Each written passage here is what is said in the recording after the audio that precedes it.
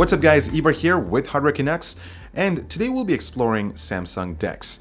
Now for those of you who aren't aware what Samsung DeX is, it's essentially an ecosystem created by Samsung that lets you connect or transform your existing Galaxy devices from a mobile experience to something a little bit more stationary. So you can connect things like an external monitor, keyboard or mouse, and be able to use your Android operating system that's on your device to something with a little bit more screen real estate. Now, I thought to myself, can a basic user who's, say for someone, for example, someone who checks their email, browses the web, watch content and just do normal things, just basic things, use a Samsung device, like for example, the Note 9 or even previous S8 or S9 devices with Samsung DeX as a primary system? Well, I decided to test Samsung DeX for myself to see if it's actually worth using in the first place. So let's get into that right after a message from our sponsor. Evolve with the times. Consider NVMe storage today. The new RC100 brings affordable NVMe storage into your hands with various capacities in this super compact form factor that plugs directly into your motherboard. It's extremely power efficient and utilizes Toshiba's advanced 3D flash memory for awesome speeds, so you can be a happy user. The RC100 by Toshiba, the NVMe drive to consider. Check it out below. Alright, so before I get into the setup process, I do want to mention that Samsung DeX was announced alongside the Galaxy S8 and the S8 Plus, which was last year. So it's not certainly new in the market, but they have obviously tweaked and tuned a few things to sort of enhance the experience. Now, if you are an existing S8, S9, or Note 8 user, you can actually hop onto DeX and experience it yourself, but the only issue is that you would have to invest into a Samsung DeX docking station because none of those devices come with the built-in controller that the Note 9 does, so you won't be able to simply plug it into the USB-C port on those devices and experience DeX right away or activate DeX. So that's something to consider. Although be mindful that Samsung's DeX station goes for around $150, which is an expensive accessory. But at the time of making this video, there was a crazy deal for this unit for like $63 on Amazon. So I'll make sure to link this and all of the other items that I've discussed in this video in the description down below if you're interested in checking them out. Now, the advantage of this station is that it offers a variety of connectivity options like 2 USB 2.0 Type A ports, an Ethernet jack, an HDMI output, and a USB Type-C port to charge the device while being docked. It also has a built-in cooling fan solution, which I think is very thoughtful of Samsung to include. But if you happen to pick up the Note 9, the DeX station isn't really necessary because all you need is a USB-C to HDMI adapter or even a USB-C to HDMI cable to connect it to an external monitor for DeX to automatically activate. And that's exactly what I did. Now, I should also mention that you can use the Note 9 as a touchpad and a keyboard, but given how slippery the glass back is, the phone doesn't stay stationary and it just isn't a pleasing experience using it, so keep that in mind. Now for the keyboard and mouse setup, given that I don't have the DeX station, the only option I had left was to use Bluetooth accessories, and for that I pulled out my Logitech K380 Bluetooth keyboard. You guys may remember this from the iPad video that I did before. And for the mouse, well, I ended up pairing the Note 9 with the Logitech MX Master 2S. Now I know this is completely overkill for this setup. This is a $100 mouse by itself, but it was the only Bluetooth mouse that I had lying around the studio, so you can definitely get away with a cheap Bluetooth mouse without a problem. Now, setting up DeX is actually very simple. All you need is a pretty inexpensive USB-C to HDMI adapter. I just had this LG one lying around the studio, so I had them connected to the HDMI cable. I paired it up with my 4K monitor, and Samsung DeX was automatically activated.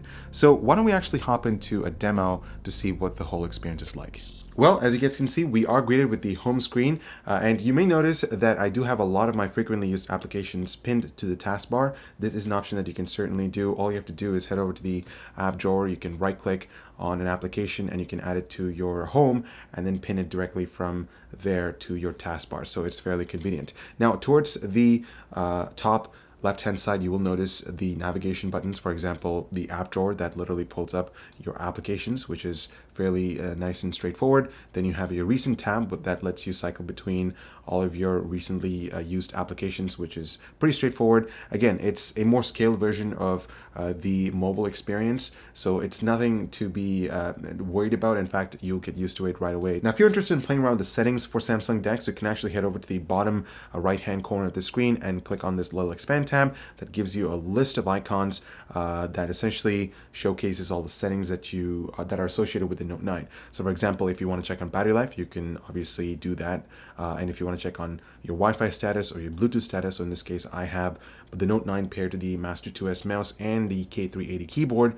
And of course, there's the notification drawer. So it's very similar to what you would experience with the smartphone, but again, it's a much more convenient and intuitive way of being able to see them. And of course, you do have the option to clear them as well, just as you would on a smartphone. So very simple, very intuitive, super easy to get used to, so there's nothing again to learn here. Another cool feature that's baked into DeX is the ability to switch your audio sources. So in this case, I do have the option to switch between the stereo speakers that are on the Note 9 or the built-in speakers that are on my monitor, because HDMI carries the audio signal, so you do have the option to use either of those, which is pretty cool. Now, I do want to mention that the majority of applications that are geared to use on your smartphone aren't really optimized for the desktop experience. So a good example of that would be if I were to open up Instagram, it literally opens up a small window that is associated with your smartphone screen setup. So essentially, consider it as a smartphone screen like size on your desktop. So you really can't rescale this, or there isn't a full screen tab that lets you essentially take advantage of that real estate. And that makes sense because most of these mobile applications are geared or optimized to take advantage of the smartphone aspect ratio. So it just wouldn't make any sense to take advantage of all of this real estate.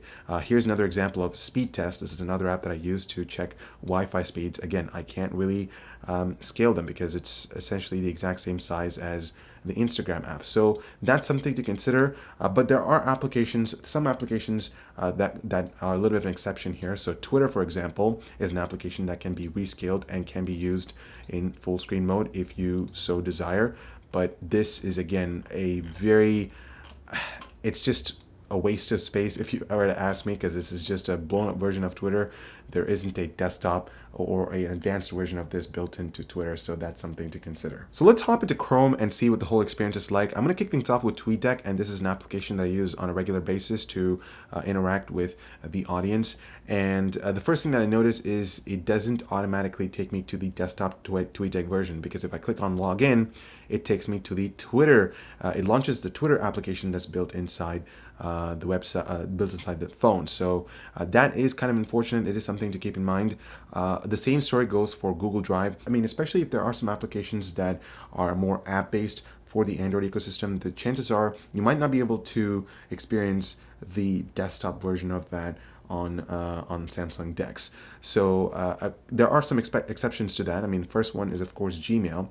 So for instance, this is very much desktop-like, but it's nowhere near as close to what the modern version of Gmail looks like, because this looks like a UI from, I don't know, 2005, if you were to ask me, because you've got the blue text and the whole thing.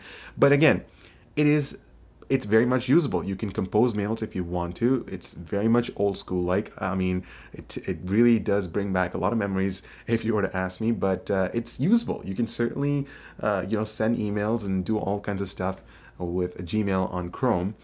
With YouTube, there is a little bit of a tweak that you have to do in order to experience desktop. So you have to go into settings, which with this 3-pin tab, and then there is a desktop mode right there. So if you click on it, it'll take you to the desktop version of YouTube, which, if you were to ask me, looks exactly the same as what you'd find with the desktop version that's on Windows or PC or Windows or Mac.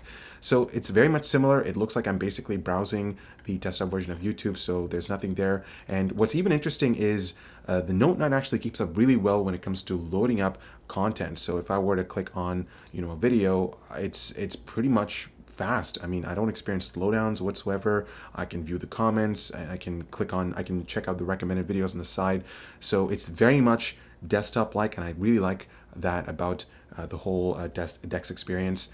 Now, websites like Hardware Canucks or The Verge load just fine, like the desktop version, so that's pretty awesome. Now let's fire up the standalone YouTube app and see what the experience is like. And I think the first thing that comes to my mind is it's basically a blown out version of the YouTube app by itself. I mean, this almost feels similar to me browsing on an Android tablet because it takes advantage of all the screen real estate. I mean, you've got your home page, your trending page, your subscription page, your inbox, and all that kind of stuff. If I were to go browse the comments, I would actually have to go through the recommended feed to actually access them or even to reply to a certain comment. And I think that's kind of weird. I'm not sure if it was an intentional design with this app in particular, because you could literally have the comments repositioned to the bottom left-hand side of the app. So I think at this point you're actually much better off using YouTube on Chrome, because it's, again, way better than the standalone app by itself. Now, I really had a lot of fun playing around with Adobe Lightroom for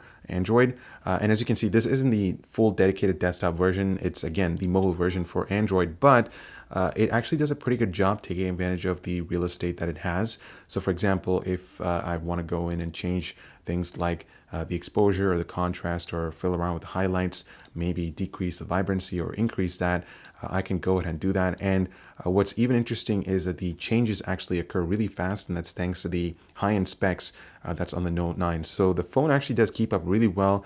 Overall, it's not a terrible experience. I wouldn't say it's super smooth at 60 hertz or something like that.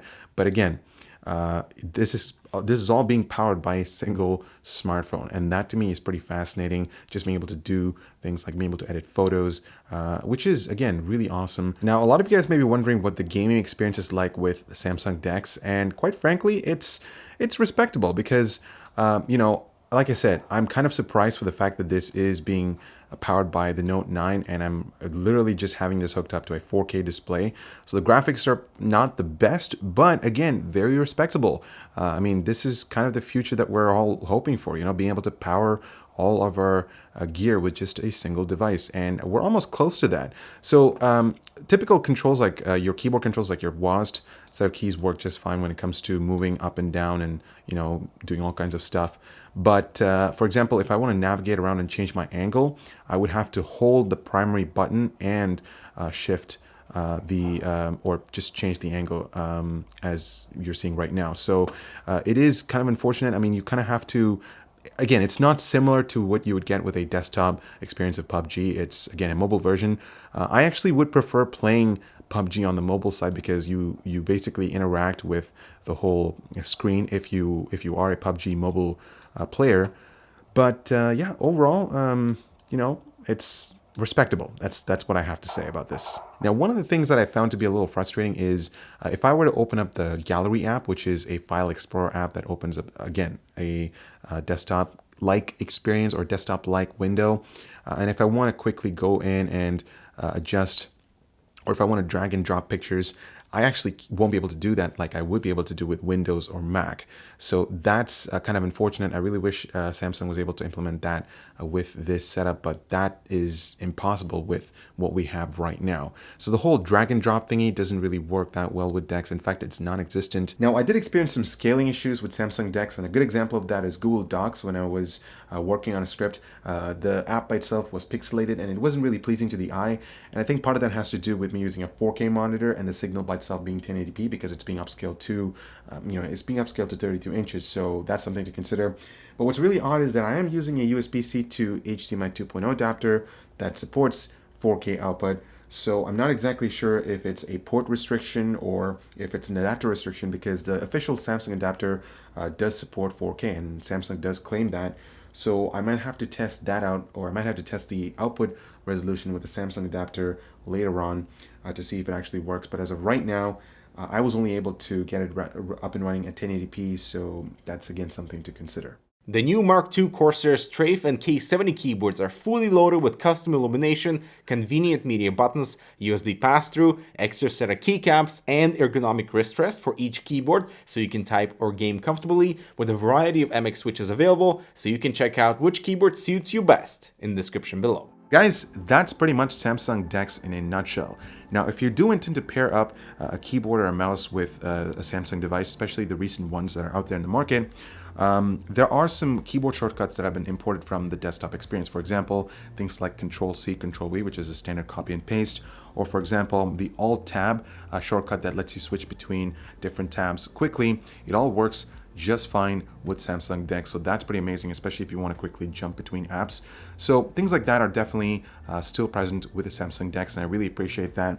But if you end up picking up the K380, this is actually a really awesome value, or pretty amazing Bluetooth keyboard. So it comes with a lot of the media controls that you really need. For example, play, pause, especially if you're listening to Spotify, or for example, if you want to adjust the volume, you have those options right away. In fact, it does have the home and the recent buttons, dedicated buttons by itself. So this keyboard would be an excellent addition for your DeX setup. But not just that, it's also a great Bluetooth keyboard. For example, the battery life on this thing is actually amazing. I picked this up last year and I haven't had to change the battery on this thing yet.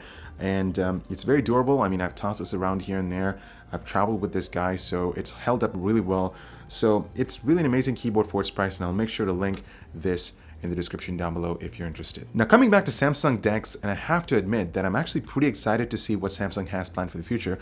Not just Samsung, but other smartphone companies that are intending to transform their mobile experience to something a little bit more desktop-like. Now, this isn't perfect by any means. It still has its drawbacks. I would say it's still in its infancy stages because it doesn't completely replace your desktop, and I'm not certainly recommending you guys to switch or ditch your existing desktop setups and switch over to DeX. That's just not practical because it can't, edit videos, or it can't do things that you'd normally be able to do with a typical desktop setup. But either way, I think DeX is pretty cool. It still has a lot of work that needs to be done, and I'm actually curious to see what they have planned out for the future. And I want to hear your thoughts on DeX and the whole ecosystem. Have you experienced it for yourself, and what's it like? Do you like it? Do you dislike it? And if you have feedback that could potentially help enhance or elevate that user experience, I'd love to hear your thoughts in the comments. But I also want to know, where do you guys see smartphones in 10 years? Perhaps the whole concept of being able to transform your portable smartphone to something a little bit more desktop-like. Would you actually be able to game at ultra settings in 4K, or would you be able to do things that you normally do on a desktop on something like a smartphone, being able to connect or having that connected to an external monitor and the other accessories? Love to hear your thoughts in the comments. I'm Ibar with Hardwarecanucks. Thank you so much for watching. Make sure to check out our new Boot Sequence channel for the latest tech news and rumors, and you can check out some relevant content right over here. I'm signing off, and I'll see you guys in the next one.